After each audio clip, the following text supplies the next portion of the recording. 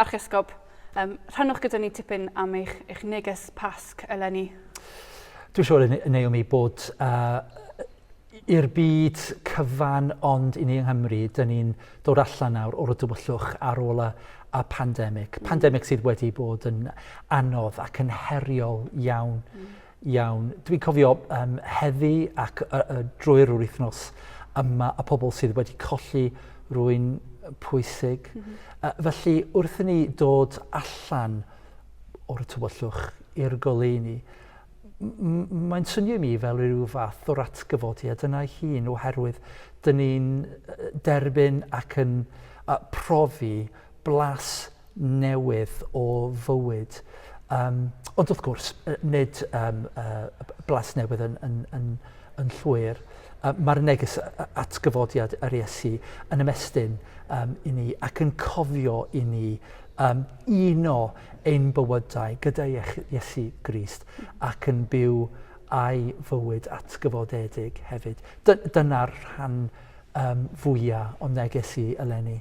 Mae'r amser yma yn amser cyffroes iawn i rhai ohono ni, i'r pandemig ddod i'r ben, mae'r cynllawiau wedi mynd, ni'n rhydd i symud o gwmpas, does dim masgau rhagor, ond i rai bobl mae hynna'n rhywbeth sy'n achosi pryder enfawr iddyn nhw, dyn nhw ddim yn teimlo'n ddiogel rhagor. Ac amser yr atgyfodiad hefyd, oedd rhai bobl yn gweld hwn yn bryderus iawn, nhw'n poeni, nhw'n ofnus am yr hyn oedd yn mynd i ddigwydd, er bod nhw'n gwybod bod rhywbeth wedi digwydd. Nhw dal yn poeni, dal yn ofnus. Beth ydych chi'n dweud i'r bobl yna sy'n dal i boeni am beth yma?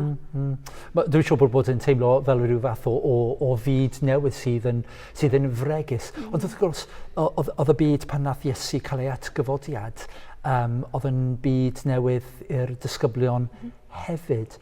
Ac wrth gwrs, yn y storiau, yn yr efengylau, dyn ni'n gweld pobl nad oeddent yn disgwyl i weld yr Iesu o gwbl, chymryd y merched, nath mynd i eneinio Iesu a'i gorff yn y bedd, neu y disgyblion wrth teithio o Jerusalem i Emmaus. Hwyr yn y dydd daeth y dealltwriaeth bod Iesu wedi atgyfodi. Felly mae Duw yn llawn ymynedd ac yn llawn cariad. A dwi'n siŵr bydd Duw yn cerdded gyda phobl ac yn gofyn i bobl yn dod yn eu hamser hwy ac yn yr amser cywir. Felly dwi'n siŵr bod mae'n rhywbeth araf yma. Nawr y cyman i ddod allan o'r dywyllwch yn cymeryd amser. Gyda Duw mae hwn yn ffain. Gret, da iawn. Ac yr rhyfel yn Ukraine yn amlwg, mae pethau ofnadwy yn digwydd.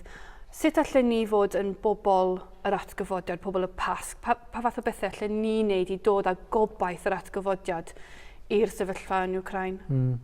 Mae anodd ac erchyll i weld beth sy'n digwydd yn yr Ukraine.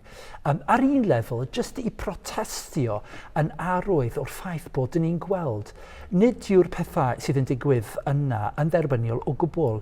Pryd bynnag mae dynoliaeth yn protestio yn erbyn anghyfiawnder ac yn gweld bod yna'r ffordd gwahanol i fyw ein bywydau.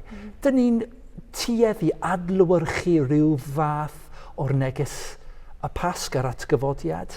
Ond wrth gwrs, mae'n bosib i ni wneud pethau arferol ac ymarferol hefyd. Ymatebwch i'r be mae Christian Aid, mae cymorth Cristnogol yn gofyn am pres ac am help. Ond wrth gwrs, diolch bod mae yna bobl sydd yn gallu ymateb i'r fywyduriaid sydd yn dod ato ni o'r Ukraine.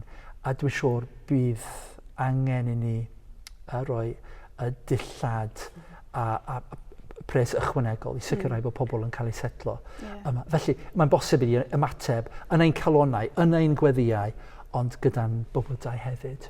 Diolch yn fawr i chi am eich amser. Croeso.